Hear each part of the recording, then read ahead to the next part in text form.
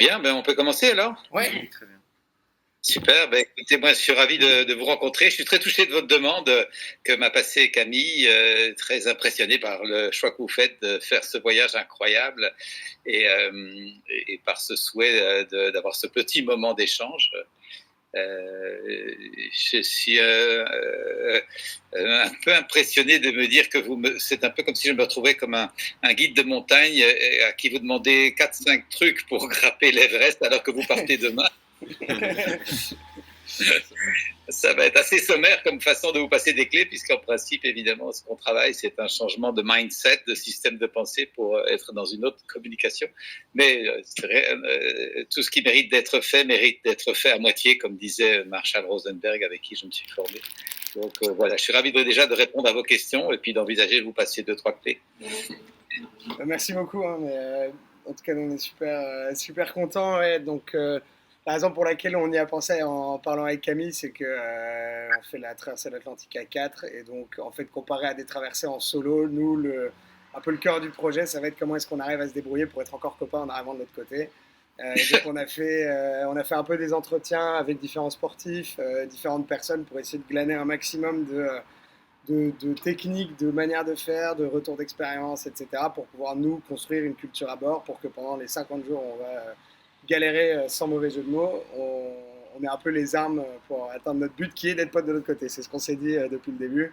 Nous, l'objectif, c'est pas d'arriver de l'autre côté, c'est d'arriver de l'autre côté et qu'on soit encore méga copains, même plus que ça. Et voilà. Et donc, du coup, on s'est dit, mais ce serait absolument formidable de parler avec vous, parce que c'est quand même au fond votre spécialité. Donc voilà. Voilà un peu comment toute l'idée est venue. Ben merci, super. Et oui, et donc, qu'est-ce qui vous a donné l'idée de me contacter moi? Qu'est-ce que vous aimeriez, qu'est-ce que vous attendriez de ce moment d'échange? Il y a plusieurs points. Déjà, moi, j'avais eu je me souviens, mais ce n'était pas vous, c'était quelqu'un qui vous a beaucoup référencé, qui vous a beaucoup suivi. Je me souviens un peu de son nom, mais c'était notamment sur la communication non violente. Et on avait utilisé ça donc beaucoup donc c'était dans un cadre, c'est durant le WEF, pour les chefs scouts qui encadrent. Et donc en fait c'est comme ça moi que j'ai connu en fait votre travail, parce qu'il à chaque fois il vous référençait entre guillemets. Mhm. Et puis là oui, là j'y repensais. Et puis voilà, la communication non violente, on est vraiment en train de se dire c'est quelque chose, comme on sera fatigué, dans un état de fatigue, de stress, et en fait les uns sur les autres, comment est-ce qu'on pourrait communiquer entre nous, en fait, pour ne pas exploser, parce que ça risque d'arriver très vite dans un espace restreint. On est à 4 mètres carrés à 4 pendant 2 mois, et on sera fatigué tout le temps concrètement. Et donc voilà, on s'est dit, si on peut avoir quelques petites clés, ou si vous avez des petites astuces, des petites clés à nous donner pour éviter justement qu'après 20 jours on se mette sur la gueule, quoi. Concrètement. Ouais, j'apprécie bien votre objectif de rester pote à l'issue de l'aventure. C'est précieux, la qualité de la relation, c'est vrai. Et c'est clair que c'est un défi, vous l'avez bien nommé, les 3 tests de l'espace, le stress, la contingence physique, mais aussi la proximité quand même de risque par moment. Tout ça donne un espace assez confiné. Et là, peut-être une première piste, c'est de vous organiser des moments de ressources intérieures où vous retrouvez de l'espace à l'intérieur de vous-même, parce que il va falloir conjurer la proximité, la promiscuité aussi. Vous êtes dans une grande intimité, ne serait-ce que pour faire vos besoins. J'imagine que tout ça a été prévu, mais bon, ça fait partie de l'aventure, bien évidemment. Mais de pouvoir vous donner, quand vous êtes en repos dans la cabine, de pouvoir prendre du temps d'introspection, de retrouver de l'espace à l'intérieur de vous-même, de repasser sur ce qui vous a motivé, ce qui vous a donné l'élan de faire ce voyage, de rester aligné avec le fil rouge de votre projet. Et vous connaissez la formule de ce joli proverbe: si tu veux voyager loin, si tu veux faire un sillon droit, accroche ta charrue à une étoile. Et donc gardez l'étoile bien au clair, parce que bien sûr qu'il y aura des agacements, des frictions, des moments d'engueulade, sans doute, quand il y a des coups de stress. Et pour pouvoir se remettre de ça, c'est précieux de clarifier jusqu'où on veut aller, et de se souvenir de ce qui vous a mis ensemble et ce qui vous donne ce goût de terminer en étant des amis, et des amis peut-être encore plus profonds. Et ça demande un peu d'introspection, parce que je dirais, la carrosserie peut prendre des coups, notre ego prend des coups, on s'est mal parlé, on a sorti un truc agressif, c'est venu tout seul, c'est venu automatiquement, et on peut rester meurtri à cet endroit-là, et ça peut compromettre la suite, et c'est précieux, d'une part, d'arriver à repasser là-dessus, redire les choses autrement, si jamais vous avez une engueulade un peu verte, et que vous le regrettez et que vous en êtes conscient, de pouvoir le dire, je suis désolé, là je t'ai parlé mal, je préférais revenir sur ce que j'ai dit et te le dire autrement. Donc ne pas hésiter à revenir pour aplanir les plis, et de l'autre côté, pour celui qui a reçu la chose, pouvoir être dans un climat d'empathie, et de réaliser que l'autre n'a pas une intention agressive, mais l'agressivité est venue par la tension, par la fatigue, par le stress. Et là, ce sera précieux de se rappeler, vous avez sans doute rencontré ça dans vos études, mais les accords Toltec, ne rien prendre contre soi. C'est plus qu'une formule, hein, c'est vrai, un art de vivre, ne rien prendre contre soi. Si l'autre m'engueule, me critique ou me juge, c'est qu'il est mal. Et je peux essayer d'être en empathie avec ce qui fait qu'il est mal, mais je ne vais pas prendre la formule comme une agression, sinon je me prends un coup dans ma carrosserie, et je risque d'être dans la revanche après sur l'autre. C'est vraiment une des clés d'art de vivre, de ne pas prendre contre soi. Voilà déjà une première piste. Donc, organiser un espace de ressourcement. Bien sûr, vous aurez besoin de vous reposer et de vous dormir le temps qu'il faut, mais aussi un moment de conscience. Je ne sais pas si parmi vous quatre, il y en a qui méditent, mais avoir un moment de méditation pour pouvoir se débarrasser des pensées, des automatismes, de l'enfilade des pensées qui s'approchent les unes aux autres, à essayer de se mettre dans un état où il y a de la conscience sans pensée. Et c'est très, très, très ressourçant, c'est très inspirant, c'est très enracinant.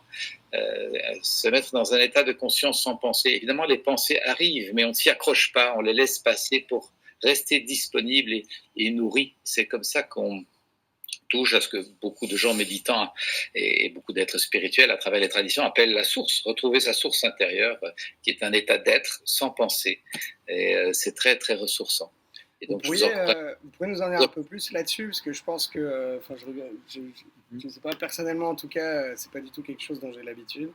Donc nous en dire un peu plus comment, est-ce qu'il y a une manière, je pense que ça prend beaucoup d'entraînement d'arriver à des états comme ça, mais sans trop grand entraînement, est-ce qu'il y a déjà des choses qu'on peut faire? Oui, merci, bien sûr. C'est clair que moi, à votre âge, je ne m'intéresse pas du tout à ces choses-là, et ça vient peut-être en avançant en âge. Je comprends que ça vous dise peut-être pas grand-chose. Toutefois, je ne suis pas surpris que vous ayez goûté comme ça inconsciemment des moments vous allez en avoir d'ailleurs devant la beauté des lumières, des levées de soleil ou des couchers de soleil.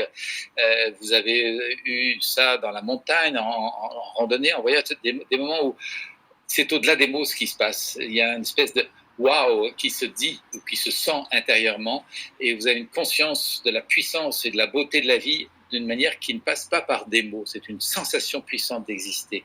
Nous pouvons tenter de retrouver ça indépendamment des circonstances qui accélèrent ces prises de conscience, comme le contact avec la nature, les paysages magnifiques ou parfois des musiques somptueuses, des choses de cet ordre-là qui activent ces moments de conscience. Nous pouvons travailler à retrouver intérieurement ce waouh de dire je suis vivant, j'existe, je suis présent, et j'assiste à quelque chose d'extraordinaire qui est le fait d'être en vie simplement.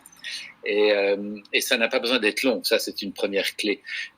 Prendre 2-3 minutes simplement de temps en temps dans la journée pour essayer d'être juste en contact avec la conscience, en observant seulement le passage des pensées mais sans s'y accrocher.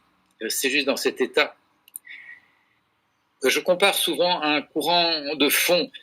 Ça vous parlera, puisque vous allez suivre des courants. On peut rester à la surface très agité par ce qui se passe, les circonstances, les émotions, les réflexions.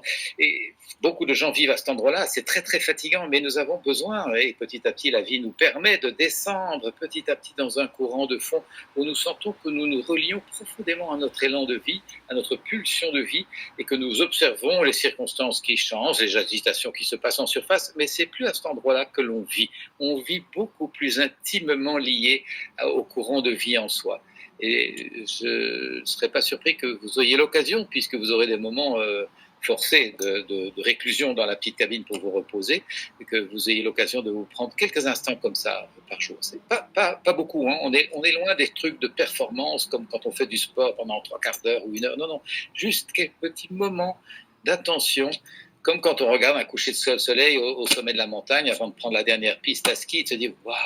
Et on s'inspire, on se nourrit de ça profondément et ça crée une sorte de trésor intérieur précieux pour quand les moments sont plus tendus, plus difficiles. Ça vous parle un peu? Ouais, ouais. Mais au final, donc, ouais, parce que moi j'ai toujours comme idée la méditation, ça prend quand même beaucoup de temps de se mettre dedans. Donc au final, là, c'est vraiment juste un petit instant. Oui. Et il y a des exercices de respiration avec ça ou des choses comme ça? C'est très précieux d'y associer la respiration. Effectivement, ça donne un rythme. De vous dire, tiens, je vais prendre une dizaine de respirations conscientes en essayant de ne pas m'accrocher aux pensées. Juste sentir ma respiration. Sentir le souffle de la vie. Et me relier, par exemple, simplement à cette conscience-ci qui est souvent surprenante parce que la plupart des gens n'y pensent pas. De réaliser, peut-être vous pouvez juste noter ça, c'est pas je qui respire. Je ne fais rien. C'est la vie qui respire à travers moi. Simplement réaliser ça, effectivement, je ne fais rien. Il y a juste quelque chose qui fait que si j'arrête de respirer, la vie va me pousser quand même à respirer. Vous faites le test vous-même, arrêtez de respirer pendant 7 minutes, vous verrez que c'est la vie qui respire à travers vous. Vous n'avez pas le choix. C'est extraordinaire de se dire ça. Il y a une pulsion de vie qui me traverse et qui fait que je respire, que je le veuille ou non. Et donc ça, c'est se relier à plus grand que nous. C'est une façon physique de sentir que nous sommes reliés à une source infinie dont nous parlent la plupart des recherches spirituelles. On ne parle pas de Dieu, mais on peut parler de Dieu si on veut, mais de cette nature spirituelle de l'être humain qui est vaste et qui fait que la vie vous a amené à cet endroit-là et que vous êtes en train de faire ce que vous faites. Certains sont heureux de leur vie, d'autres ne sont pas heureux de leur vie. Toutefois, on peut se rappeler que si nous sommes là, c'est que la vie nous a voulu là. C'est une petite formule que j'utilise beaucoup dans mes formations pour dire aux gens, peut-être vous êtes très malheureux de la vie que vous vivez, peut-être vous avez très amoché par une enfance pénible, peut-être par des abus, des traumatismes, ça arrive bien sûr dans la vie. Toutefois, rappelez-vous que si vous n'avez pas voulu être là vous-même, la vie vous a voulu là. Et je trouve que cette petite formule est un peu comme un mantra, une petite comptine pour se rappeler que, tiens, peut-être que ça a du sens d'être là, peut-être que si la vie, l'univers, la grâce, Dieu, peu importe, m'a voulu là, c'est qu'il y a du sens dans ma vie. Et se relier à des éléments très simples comme ça, très essentiels et très ressourçants pour se dégager de l'agitation de certains moments. Et c'est pas compliqué et ça ne va pas être long. Si vous dites il faut que je médite 3/4 d'heure, vous le ferez jamais. Évidemment. Et puis c'est pas le but de votre voyage. Vous n'êtes pas parti dans un ashram, hein. Vous êtes sur un bateau. Merci beaucoup. Bon, on risque de méditer longtemps. Enfin, de façon différente, mais parfois quand on rame et qu'on se met dans un rythme, parfois Oui. en fait, un chiffre de 2 heures, on peut avoir l'impression de faire une méditation de 2 heures. Oui, clairement, bien sûr. Moi, je suis très partisan de la méditation en mouvement. Je ne suis pas quelqu'un qui reste assis en lotus pendant des heures, pas du tout, mais je médite plusieurs petits moments par jour. Et souvent, l'activité de marche, j'adore la marche ou la rando, ou la balade à cheval, ou le ski de randonnée en peau de phoque, ce sont des états méditatifs et de communion avec l'immensité de la nature autour de nous. Et ça, vous allez être servi en matière de communion avec plus grand que vous. Et alors, du coup, moi personnellement, je serais assez intéressé de connaître un peu vos différentes techniques quand on est en conflit de groupe. Donc, le conflit est arrivé, on a fait ce qu'on a pu pour pas qu'il arrive, mais il arrive. Ça peut être, nous, les conflits qu'on anticipe, ça peut être un équipier qui, au bout de 30 jours de mer, rame tellement mal que ça en devient insupportable pour son coéquipier, parce qu'on rame à deux, on a deux postes de rame, et donc en fait, on doit être synchronisé, on sent une vraie différence. Et donc ça peut être très frustrant très vite quand il y en a un qui ne rame pas correctement. Ça peut être aussi un équipier qui arrive tout le temps en retard de 3, 4, 5 minutes à son shift et qui du coup, en fait, 5 minutes plus 5 minutes plus 5 minutes sur 50 jours, ça fait une différence énorme. Et il y en a un qui rame beaucoup plus que l'autre. Ça peut être des conflits comme ça, un équipier qui refuse de se lever au début de son quart parce qu'en fait il en peut plus, mais on est tous dans le même état et donc on dit t'es pas tellement plus mal en point que moi ou que toi, etc. Ce genre de conflit là, si on part du principe, on fera tout ce qu'on peut pour les éviter, Mais quand on y est et que la tension monte, est-ce que vous avez un peu des conseils pour ces moments-là? C'est évidemment facile à dire comme ça à distance, hein, et hors contexte, mais de pouvoir mettre ça à plat, de pouvoir prendre un moment où tous ensemble vous tentez de nommer les frictions et les intentions pour les dépasser, et faire un tour de table, si je puis dire, entre vous, pour dire est-ce qu'on est d'accord que ce sont des frictions entre nous, est-ce qu'on est d'accord qu'on aimerait les aplanir, et est-ce qu'on est d'accord pour chacun contribuer à donner une piste. Donc éviter que la friction évidemment s'installe, s'instaure et finalement s'aggrave. Donc ne pas laisser la friction prendre de la place. Si elle est là, la nommer rapidement, parce que beaucoup de conflits sont l'expression de frustrations qui se sont accumulées un peu comme dans des cocottes minutes. On n'a pas voulu dire la chose, on a été trop gentil, trop longtemps, et puis la cocotte, elle explose parce qu'elle est sous pression. Donc vider la cocotte, ça c'est vraiment très important.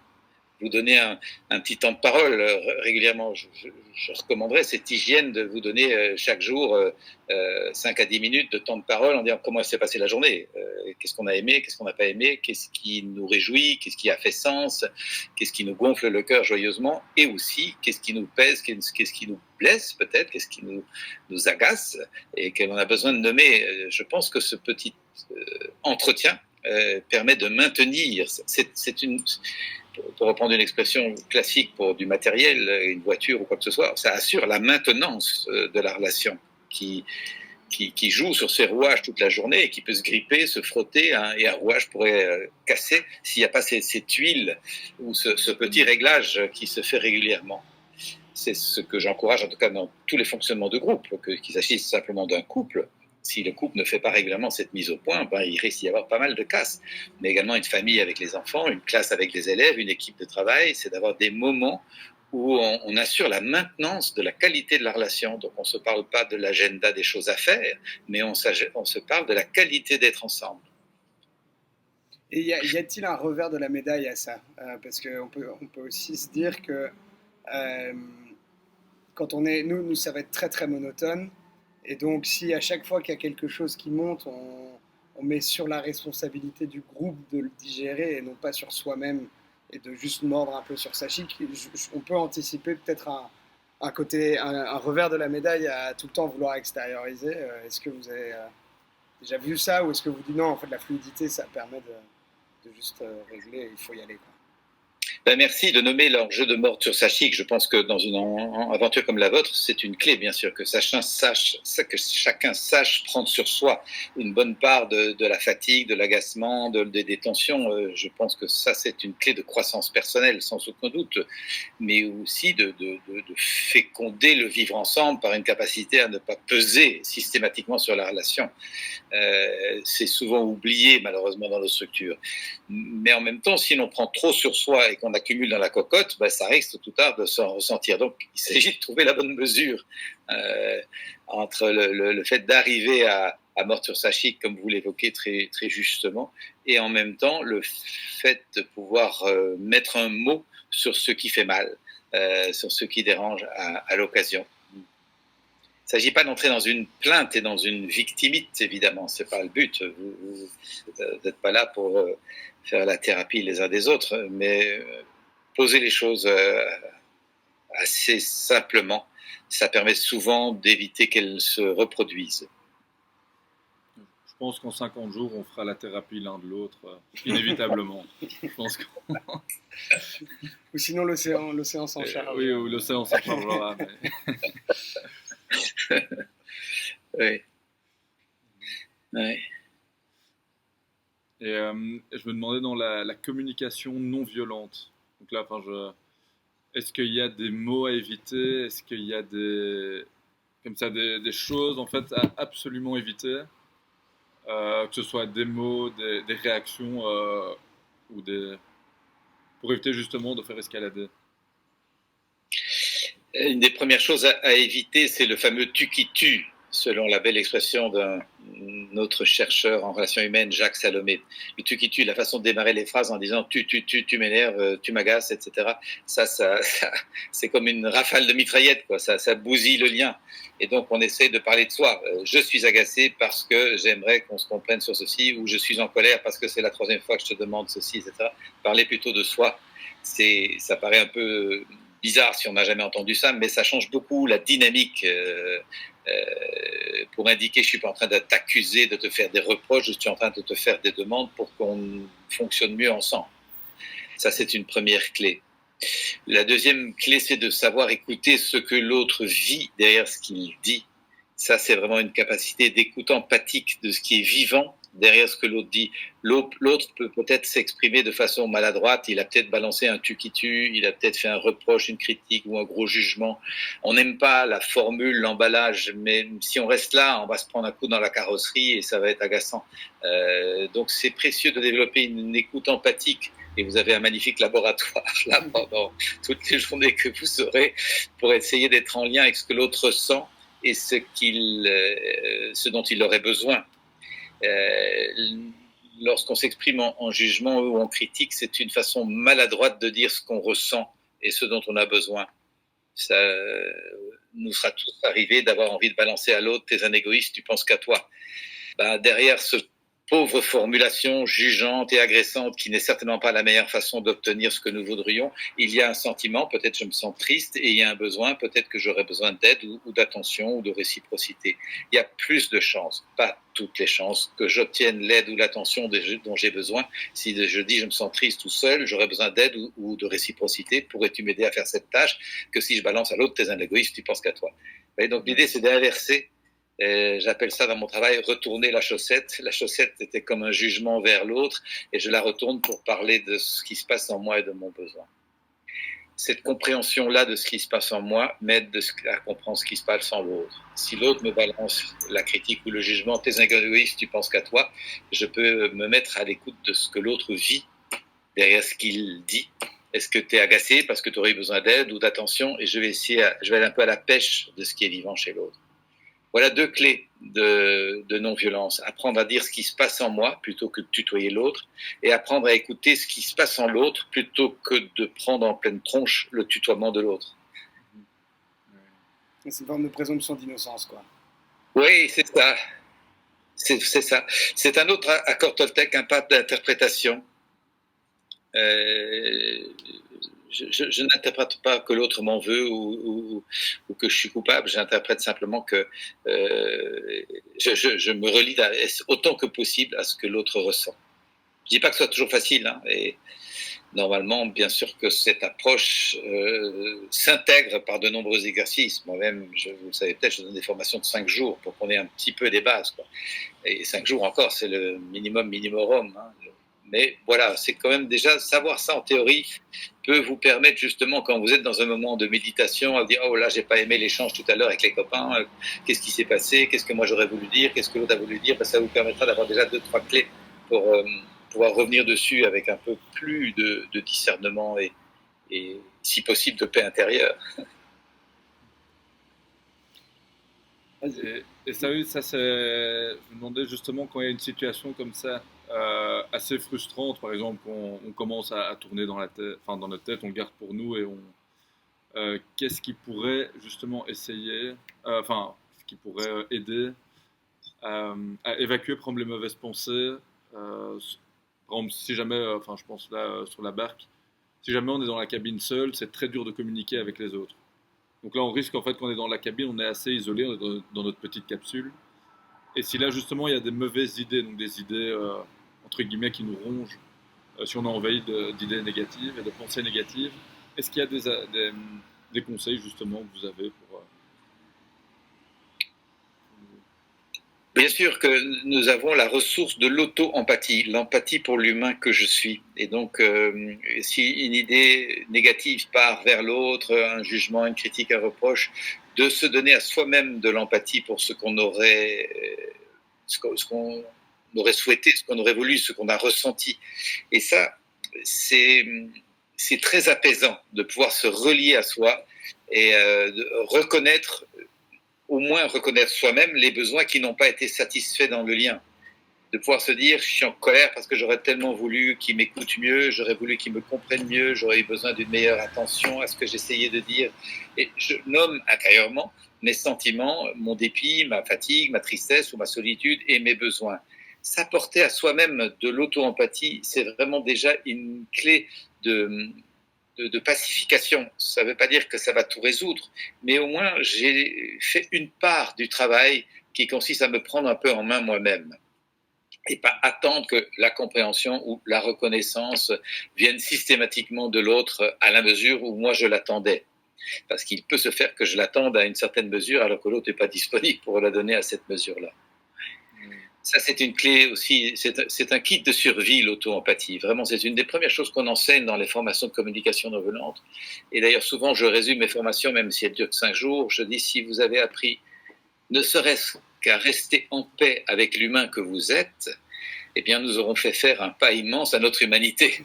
Donc, déjà, rester en paix avec soi, savoir rétablir la paix quand la paix a été compromise par les circonstances, arriver à retrouver une paix, une sérénité, une bienveillance pour soi, pour les autres, pour la vie, c'est déjà une clé fondamentale. Donc, retenez, si vous pouvez, cette petite clé d'auto-empathie, empathie pour soi. Un peu plus par curiosité, mais est-ce que vous pensez que c'est qu'on a besoin de l'autre parce qu'on n'est pas assez auto-empathique? Dans le sens où parce que théoriquement en tout cas, si jamais on arrive à maîtriser cette auto-empathie pleinement, on n'a plus besoin de l'extérieur pour venir résoudre ses problèmes émotionnels, etc. Est-ce que c'est quelque chose vers lequel on est censé tendre, ou est-ce que vous voyez ça juste comme deux choses complémentaires, parallèles, qui n'interagissent pas nécessairement?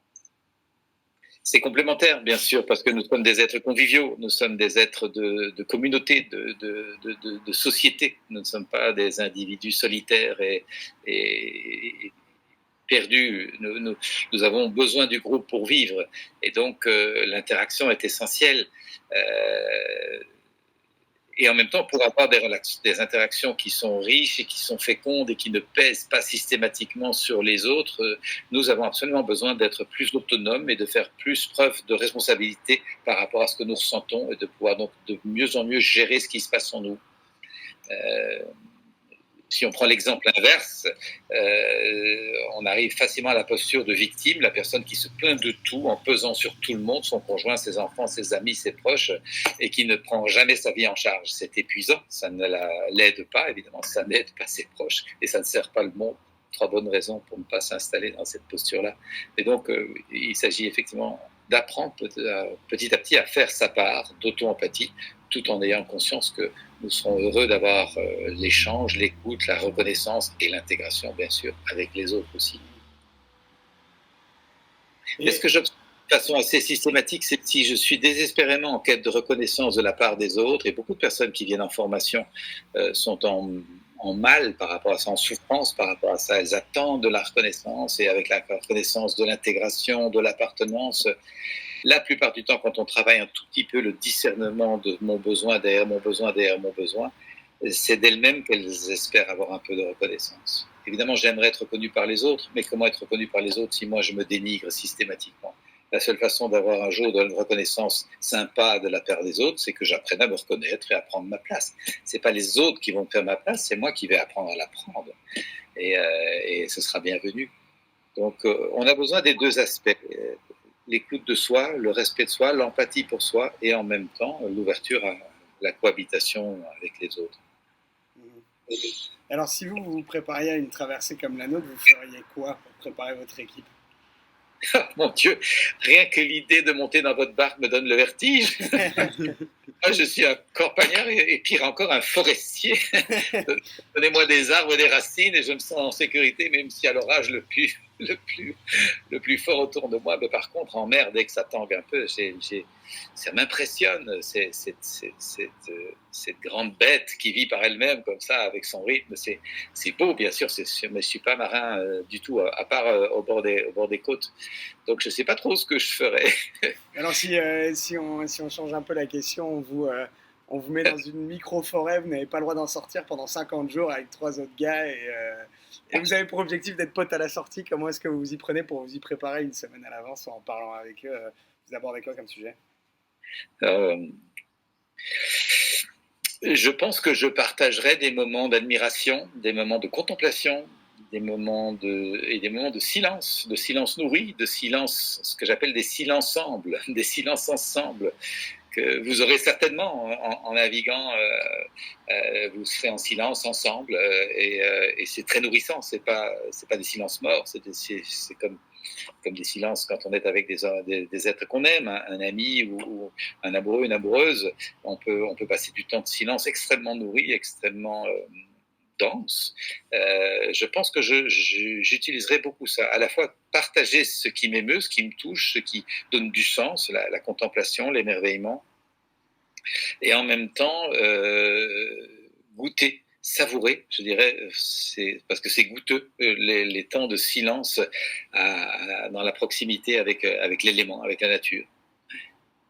Mais donc, du coup, ça, c'est une fois qu'on est parti. Donc, avant le départ, vous n'auriez pas forcément pas pris du temps pour se poser à quatre euh, et discuter. Par exemple, nous, ce qu'on commence à faire maintenant, c'est un peu discuter des principes de bord, entre guillemets, où on se donne un peu des visions directrices de comment on veut vivre entre nous, quel est l'objectif.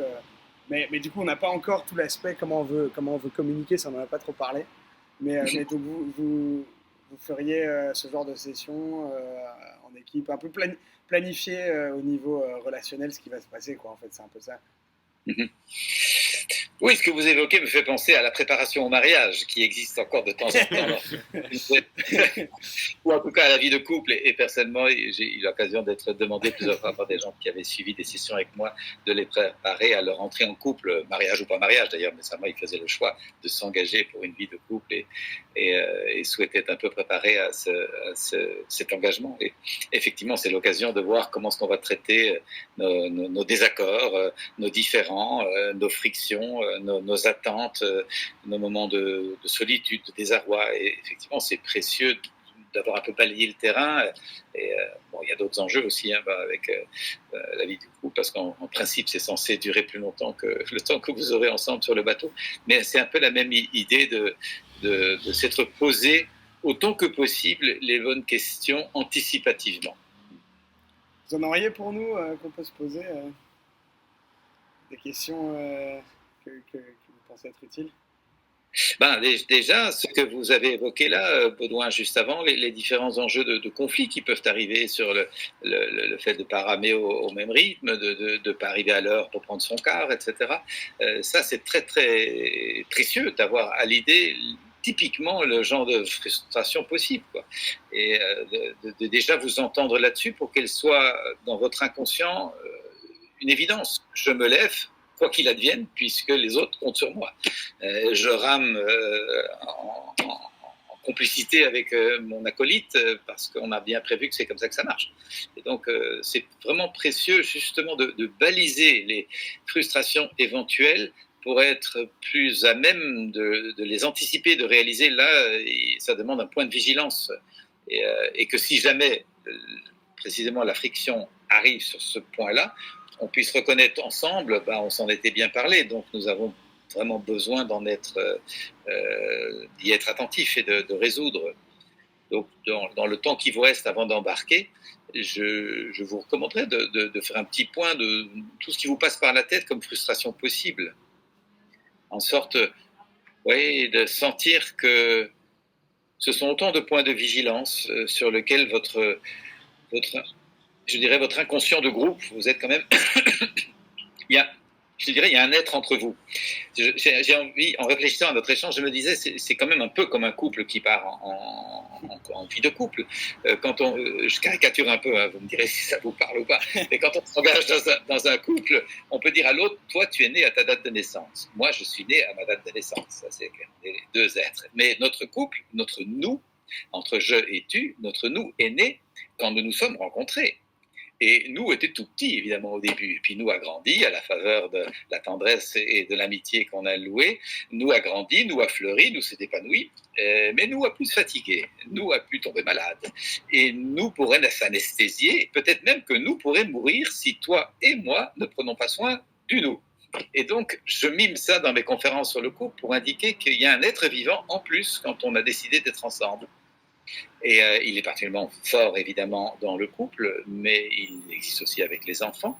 Mais même dans n'importe quelle relation d'équipe, il y a un certain nous qui se crée avec les gens avec qui on travaille au quotidien. Et donc là, forcément, vous vous en êtes sans doute bien rendu compte, il y a un nous d'amitié qui et d'entreprise. Vous êtes dans une entreprise ensemble.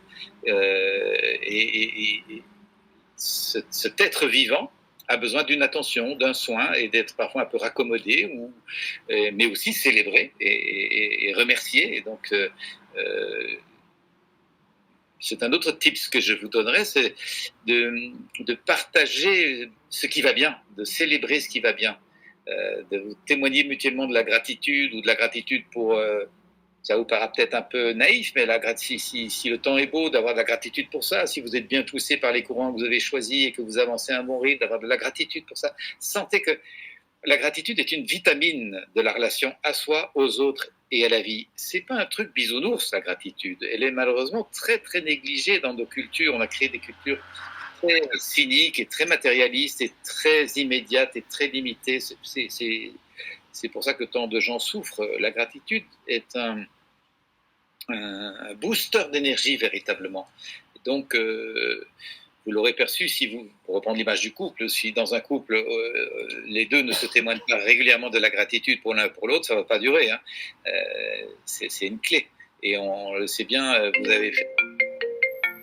vous avez fait du scoutisme, de pouvoir témoigner aux gamins de vous occuper de la gratitude quand ils ont bien travaillé, qu'ils ont bien fait leur truc, c'est une clé. Et en entreprise, évidemment, un manager qui ne donnerait aucune gratitude à son équipe, ben, il n'aurait pas une équipe très motivée. Donc, c'est précieux de célébrer la vie. C'est une notion que je trouve belle. Célébrer la vie, célébrer ce qui va bien quand ça va bien. Ça permet notamment de sentir de l'énergie, d'avoir du vent dans les voiles, et en même temps, ça facilite le fait de pouvoir aussi nommer ce qui ne va pas bien. Puisqu'on a d'abord célébré ce qui va bien, ben on passe plus facilement une demande pour ajuster quelque chose que si on n'avait pas d'abord dit ce qui va bien. C'est pas mal, ça fait partie des trucs qu'on avait mis dans nos principes de bord, donc ça va, on n'est pas complètement en train de faire fausse route, c'est bien. Non, c'est vraiment un enjeu, comme je dis, très négligé aujourd'hui, alors que c'est vraiment une clé fondamentale. Pour la petite histoire, la psychologie positive dans laquelle la pratique de la non-violence s'instaure et qui étudie donc les mécanismes d'accès à une qualité de vie meilleure par rapport à la psychologie traditionnelle qui est juste orientée sur comment sortir de son malheur, mais sans clé pour aller vers plus de bonheur. La psychologie positive qui travaille plus cet axe-là indique que les gens qui développent plusieurs moments de gratitude par jour sont des personnes qui se révèlent en bien meilleure santé, se relèvent plus vite d'une maladie si elles ont quand même chopé un truc et ne font pratiquement pas d'accident cardiovasculaire. C'est quand même pas mal sur le plan de la santé physique, mais sur le plan de la santé psychique et relationnelle, c'est ça qui va vous intéresser, c'est que ce sont des personnes qui se révèlent beaucoup plus bienveillantes. Et on peut le comprendre. Si depuis ce matin, depuis il y a 15 jours, depuis il y a 15 ans, je sais me réjouir de ce qui va bien quand même dans la vie, je le vois, je le vis, ne serait-ce que, comme je l'évoquais, je respire, je suis en vie, merci mon cœur d'être là. Eh bien, forcément, si la relation devient frictionnante avec un autre ou avec la vie, je recherche comment on va dépasser cette friction pour retrouver l'état que j'aime, qui est la gratitude et plutôt l'enchantement de la vie. Mais si, à l'inverse, depuis ce matin, depuis il y a 15 jours, depuis il y a 15 ans, je me suis enroulé sur tout ce qui va pas, ce qui va plus, ce que j'aime pas, ce que j'aime plus, en ne voyant rien de ce qui va et n'ayant aucune gratitude, c'est clair que mon attitude quand ça frictionne avec l'autre est plutôt de lui envoyer mon poing dans la figure, ou de lui faire des reproches ou des critiques. C'est pour ça qu'en conférence, quand j'évoque ça, je dis les moments de gratitude devraient être sponsorisés par la sécurité sociale. C'est un enjeu de santé publique que de savoir maintenir ou rétablir, si on l'a perdu, l'état de gratitude intérieure. Et donc, ce n'est pas un petit détail dans une vie de groupe que de savoir se nourrir des belles et belles choses qui se passent pour sentir que c'est de ça dont mon cœur est plein. Ça n'empêchera pas, évidemment, on n'est pas dans un monde de bisounours, les frictions et les tensions, mais ça permet de mieux les résoudre. Justement, là, j'y pense maintenant dans la psychologie positive, la communication positive. Est-ce qu'il y a des mots, justement, à favoriser? Donc, l'inverse du tu qui tue, par exemple. Est-ce qu'il y a des mots comme ça qui, dans certaines situations, peuvent vraiment nous sortir d'une situation? Reconnaître la belle intention de l'autre. Ça paraît peut-être un peu léger, mais reconnaître que si l'autre a été, peut-être on aurait eu envie de juger maladroit ou pas adéquat, enfin, reconnaître que l'autre était sans doute habité d'une bonne intention. Ça, je peux voir que ça peut changer systématiquement les choses. Donc, de nouveau, ça participe un peu de ces accords Toltec. Je n'interprète pas la mauvaise volonté ou la mauvaise foi de l'autre. Je reviens à ce que Baudouin évoquait, la présomption d'innocence, quoi. Et je peux reconnaître que l'autre a tenté de faire au mieux. Ouais. Et donc, et le verbaliser à l'autre, lui dire. Oui. Oui. Ça paraît simple, mais c'est souvent des choses simples qui changent tout. Mais de pouvoir dire, je sais que tu as voulu faire au mieux, je sais que ton intention était juste et généreuse ou bonne. Toutefois, et ça te permet quand même de passer la remarque, le cas échéant. Alors, je préfère prévenir que Guerre, mais je vois, comme on n'a pas l'abonnement payant à Google, il nous reste 15 minutes, mais on peut renvoyer un nouveau lien si besoin à la fin des 15 minutes. Mais comme ça, si ça coupe par inadvertance, c'est à cause de ça. Ah ok, écoutez, c'est comme vous voulez. En tout cas, je suis disponible jusqu'à 19h, en tout cas, si vous souhaitez. Merci beaucoup, en tout cas. On en profite pour vous remercier, mais c'est super sympa. Je sais pas, Jean-Pierre et Josh, est-ce que vous avez un peu des... Moi, c'est pour tout ce qui est la positivité. Il y a aussi un moment où, de temps en temps, ça peut être trop pour quelqu'un. Du coup, pour juger pour moi, la difficulté, c'est pour juger les moments où moi, je vais dire quelque chose de bien et de, en fait, rien dire du tout. Est-ce que vous aurez des conseils peut-être là-dessus? Pour ne pas en faire trop, c'est ça votre préoccupation? Oui. Ne pas en dire. Dans de mauvais moments. Par exemple, l'autre, il a besoin d'être un peu plus seul, il n'a pas trop envie d'écouter l'autre, et de juger les moments où on va dire quelque chose, par exemple. Ah. Il n'y a pas une clé magique pour ça. Ça demande de se développer petit à petit un radar pour percevoir quelle est l'énergie de l'autre. Est-ce qu'il est plutôt dans sa bulle, ayant besoin d'être plutôt avec lui-même dans sa grotte intérieure pour se ressourcer et remettre de l'ordre dans ses pensées ou ses émotions, ou est-ce qu'au contraire, il est ouvert, disponible et peut recevoir un message? Comment affiner ça? C'est la pratique. Et je peux imaginer que, étant sensible à cet aspect, vous développiez petit à petit entre vous cette capacité à percevoir quand c'est le bon moment. Et en même temps, comme je l'évoquais, le fait de vous donner une régularité pour ouvrir un moment d'entretien de la relation permet de se dire, bon, si on n'a pas trouvé le moment dans la journée, on a au moins ce moment officiel qui permet de se dire les choses. Je peux faire un parallèle, de nouveau, je fais des parallèles avec ma pratique. J'ai animé pendant 5 ans un groupe de parole en soins palliatifs à l'hôpital Saint-Jean à Bruxelles. Comme vous savez, en soins palliatifs, les patients n'iront jamais mieux. Ils vont partir morts. Et donc, c'est rude pour les équipes qui ont pris soin, qui ont accompagné les familles, etc. Et donc, la fondatrice des soins palliatifs, qui est une religieuse, a réalisé qu'il fallait un groupe d'accompagnement pour que l'ensemble du personnel soignant puisse avoir un espace où on se parle d'autre chose que l'agenda des choses à faire, tous les soins à faire, mais on se parle de nouveau de la qualité de la relation. Comment on a vécu la semaine où ça se passait là toutes les 3 semaines parce qu'ils n'avaient pas la disponibilité pour plus. Mais donc toutes les 3 semaines, toute l'équipe du médecin-chef jusqu'à l'aide-soignante, qui a la tâche sans doute la plus modeste en apparence, tout le monde est rassemblé pour se parler vrai.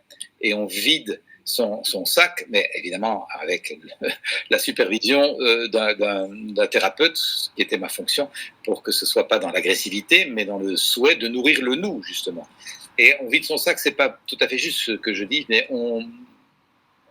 on célèbre la relation dans tous ses états. On célèbre ce qui va bien, ce qu'on a pu apprécier, ce qu'on a aimé, mais aussi on met un mot sur ce qui ne va pas, on met des mots sur ce qui ne va pas, sur les frustrations, les agacements, ou sur la surcharge de travail, la fatigue, le ras-le-bol, ou les deuils. Quand effectivement un patient qui était très attachant particulièrement s'en va et meurt, ça fait un deuil forcément. Et un espace pour pouvoir nommer ça. Et du fait, c'est là mon point, pourquoi je vous rappelle ça, c'est que du fait qu'il y a cette régularité, ça permettait à beaucoup de personnes qui n'avaient pas trouvé l'occasion de dire une chose, soit qu'elles veulent le dire, soit qu'elles auraient aimé faire dire à quelqu'un d'autre et créer du lien dans la période de 3 semaines, ça permettait de se dire, bon, au moins, il y a ce moment qui va arriver et nous aurons l'occasion de, pour paraphraser la formule, nettoyer notre linge sale en famille. Il y a un rendez-vous officiel pour ça. Et c'est pour ça que, alors peut-être que la fréquence de tous les jours, c'est un peu excessif pour vous, mais de vous dire à échéance régulière, on se prend 10 minutes pour se partager la journée, quoi. Je pense que ça peut être vraiment un support pour se dire c'est une petite discipline d'entretien du lien. Ça, on avait déjà prévu de le faire 2 fois par semaine, de Ouais. vraiment manger ensemble. Est-ce que vous conseilleriez de le faire plus souvent ou est-ce que 2 fois par semaine, ça semble... Bah, je trouve super que vous ayez déjà anticipé cet enjeu et que vous ayez placé cette régularité qui me paraît déjà très, très bien. Et puis vous verrez, peut-être que ça suffit très bien parce que tout est smooth et vous êtes dans le flow, c'est le cas de le dire. Et peut-être que vous vous direz, bah, pour un moment, on peut peut-être rapprocher les séances. Mais c'est déjà très bien, vraiment. Je pensais, enfin j'y pense maintenant, mais dans la... Vous dites donc ne soyez pas gentil, soyez vrai. À quel point est-ce qu'il faut, enfin dans certaines situations, est-ce qu'il faut toujours être vrai ou est-ce qu'il faut... Que c'est assez dur, parfois on se dit, ben non, là il vaut mieux ne pas être dans le vrai pour être gentil, plutôt avec, enfin là je pense à l'empathie, etc. Oui. Où se trouve le curseur. Oui. Ben, je suis partisan du fait que tout n'est pas bon à dire tout le temps. Et dans mon titre, je m'en explique d'ailleurs dans mon livre, l'idée c'est pas de dire toute la vérité tout le temps, mais en tout cas de ne plus rien dire de faux. C'est surtout ça. Je pense que nous avons besoin d'une hygiène relationnelle où nous n'ajoutons pas de la confusion et du mensonge au monde. Il y en a suffisamment. Et donc, si je dis des choses, ce sont des choses vraies et des choses sensées et des choses que je ressens profondément et qui sont dans le but de faire du lien, de nourrir la relation et non pas de casser, pas de diviser. Donc, l'intention est très importante. L'intention est très importante. C'est vrai qu'on n'en a pas encore parlé, mais dans quelle intention est-ce que j'agis et de ce fait, toujours dans cette intention de garder une bonne relation avec les autres, il n'est pas forcément nécessaire de tout raconter. Mais l'idée est de tout nommer expressément. Donc l'idée, c'est effectivement d'éviter cette hypocrisie que j'évoque dans mon titre, hein, le fait d'être trop gentil de façon fausse et de mettre un masque et de dire tout va bien alors qu'au fond on sent mais non rien ne va plus mais j'ose pas le dire, quoi. C'est ça que je vise dans mon titre. C'est la fausse gentillesse. Mais pas au prix de tout dire. Peut-être que c'est précieux si vous êtes vraiment un peu contrarié, mais que l'autre est au bord de la fatigue et de l'épuisement, ben, il vaut mieux qu'il aille dormir et qu'il prenne ses 2 heures de sommeil et on s'en parlera demain. Mais effectivement, sans doute que c'est précieux quand même d'y revenir le lendemain pour éviter l'accumulation de pression dans la cocotte. L'intention, j'y reviens parce que c'est une clé fondamentale pour moi dans nos relations. Beaucoup de personnes viennent apprendre la communication non violente et ils apprennent un peu la grammaire, observer sans juger, exprimer son sentiment, nommer ses besoins, faire des demandes claires. Ça, c'est les 4 points de la grammaire. Mais c'est pas comme ça qu'on parle dans la vie quotidienne. On parle dans l'intention de se relier les uns aux autres. Et on peut complètement oublier cette grammaire si elle n'est pas utilisée pour de la connexion et pour du lien. Et donc, pour moi, je rappelle systématiquement dans toutes mes formations dans quelle intention êtes-vous. Est-ce que vous souhaitez faire rendre gorge à l'autre et qu'il reconnaisse ses torts et que vous avez raison? Est-ce que vous êtes dans un rapport de force et de pouvoir déguisé avec le jargon de la non-violence? Ou bien est-ce que votre intention, même si vos mots sont maladroits, est de retrouver la qualité du lien avec l'autre? Qu'est-ce qui préside? C'est vraiment pas bénin l'intention. Les enfants ont une grande sensibilité par rapport à ça. Ils perçoivent si le langage est mièvre et manipulateur pour obtenir quelque chose ou si on est vraiment dans une intention généreuse. Et donc, c'est ce à quoi je vous encourage, bien sûr, de garder une intention ouverte, généreuse, une intention attentive à votre nous, justement, pour sa continuité, sa durée.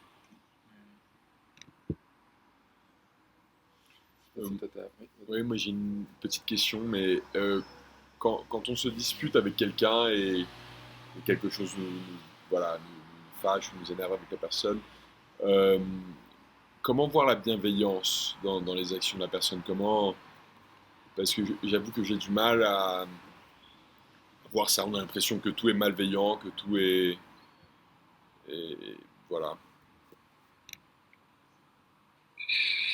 Alors peut-être que l'amitié que vous avez tissée entre vous pour nous monter ce projet vous évitera de passer rapidement à l'interprétation de malveillance du côté de l'autre et que vous aurez plutôt le réflexe de vous dire bon, on s'est pas compris, le conflit nous agace tous les deux, bien sûr, mais il n'y a pas forcément de malveillance de part et d'autre, il y a de l'incompréhension.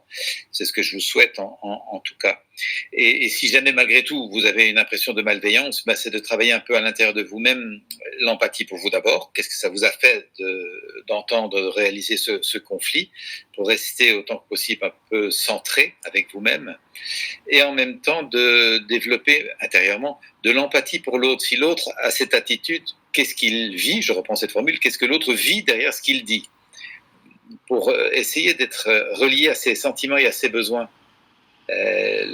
L'autre fonctionne autrement que vous. Évidemment, une partie de nous aimerait que les autres, surtout dans un projet, soyons un peu les copier-coller les uns des autres. C'est pas comme ça que ça marche. Nous avons nos sensibilités, nos programmations aussi, nos encodages à nous et nos interprétations. Et donc de pouvoir accepter l'autre dans sa différence, c'est ça le gros enjeu. Mais tenter d'éviter le jugement de malveillance. Dans un projet comme celui que vous avez, vous êtes tous les quatre hyper bienveillants et souhaitez le meilleur pour chacun d'entre vous et pour votre entreprise. Et donc, si jamais une interprétation de malveillance vient, soyez attentifs à ça pour ne pas la laisser s'installer et décodez-la en termes de qu'est-ce que vous auriez aimé et qu'est-ce que l'autre, lui, souhaiterait. Empathie pour soi, empathie pour l'autre. Je ne dis pas que ce soit facile, hein.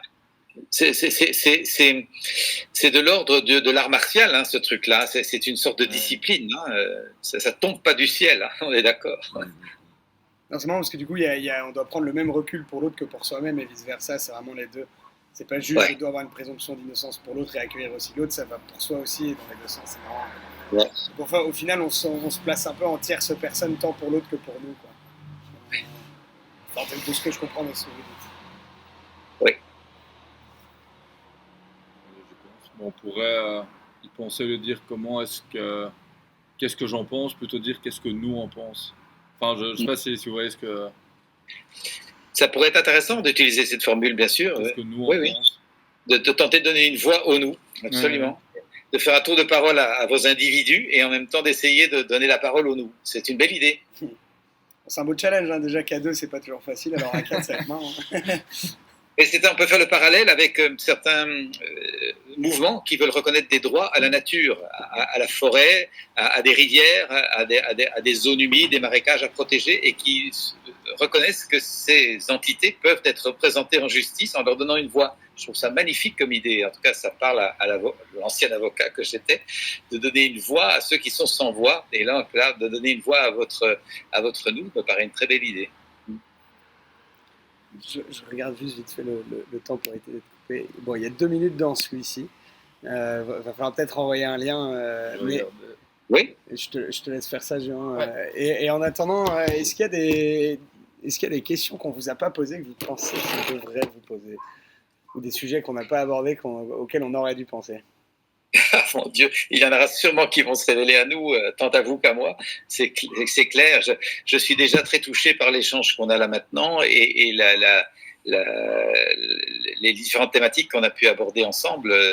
J'espère que vous pourrez en retenir quelque chose au bon endroit pour y avoir recours si nécessaire. J'espère que vous n'aurez besoin de rien de tout ça. Bon, je suis plutôt certain que si. Je peux parier un shift avec qui veut que ça va nous servir. Mais... Peut-être que si vous avez un coup de mou, un coup de blues, Oui.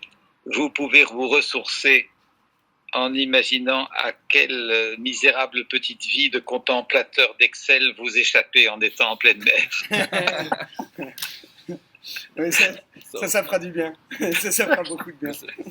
On l'a mis dans un des principes également. On a dit, n'oublie pas, tu pourrais être au boulot. Oui, c'est ça. Alors, je vois malheureusement tellement de gens se dessécher dans des vies de bureau à l'intérieur, coincés avec des perspectives très matérielles et peu de sensations d'être en vie, peu de goût de vivre. Et je me dis que vous faites là une expérience fabuleuse qui fait envie, même si elle, moi, pas directement comme ça, mais l'aventure me fait envie sûrement.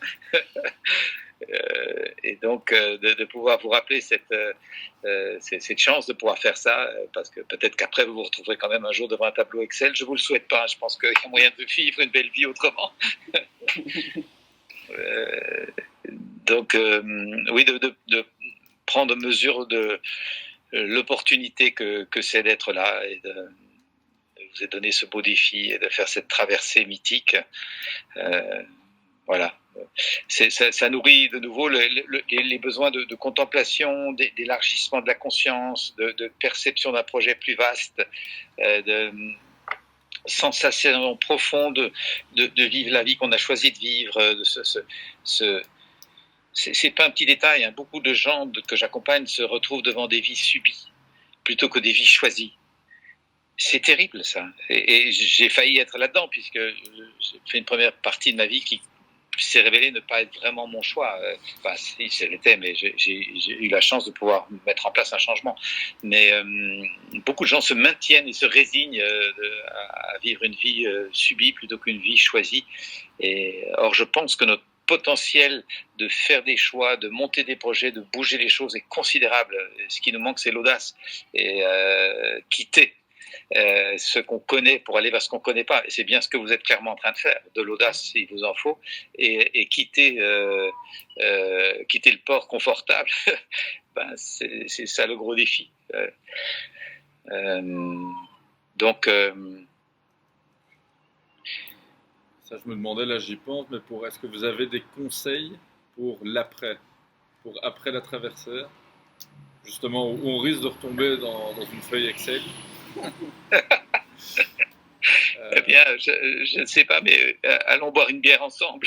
Avec grand plaisir. C'est fait.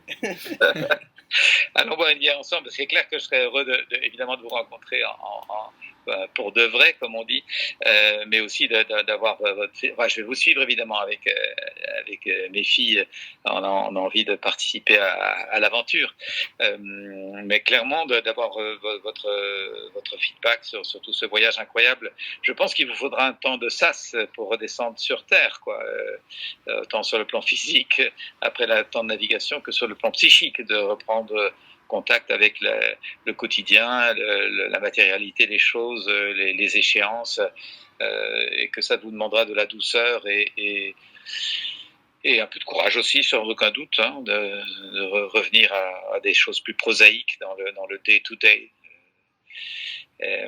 Et en même temps d'accueillir ça avec joie. Je pense que la vie peut être une belle alternance entre des moments comme ça d'aventure et d'exaltation et de découverte, et en même temps des moments où il y a plus le ronronnement d'une routine, un peu comme dans l'hiver au coin du feu, quoi. Et puis après, on repart pour de nouvelles aventures. Voilà, j'espère que ça fondera en vous le goût d'inventer une vie qui vous convienne. C'est vraiment ça que j'imagine, quoi, de vous donner l'occasion de la confiance dans la capacité à entreprendre et à cohabiter dans des projets. Voilà ce qui me vient là maintenant. En tout cas, la proposition de la bière sera retenue contre vous. Hein. Absolument. Bon, bah, écoutez, ce serait avec grand... Est-ce que vous me voyez là? Je ne sais pas si mon image... Non, on ne vous voit pas. Ah bon. Ok, bah, écoutez, voilà, je suis désolé de ne pas peut arriver à mettre cette caméra en route. Mais Pas de souci. Non, mais c'est à notre tour, je crois, d'exprimer notre gratitude pour, ce magnifique échange qui nous sera plus qu'utile. Et là, on va les noter assez rapidement, les plusieurs clés que vous nous avez données, là, qui seront, j'en suis sûr, très utiles à bord. super. Eh bien, écoutez, j'espère que ça peut vous soutenir dans les moments qui seront plus difficiles. Et à mon tour de vous envoyer mes joyeux encouragements vraiment pour votre projet et au plaisir de vous rencontrer quand vous reviendrez sur la terre ferme. Avec grand plaisir.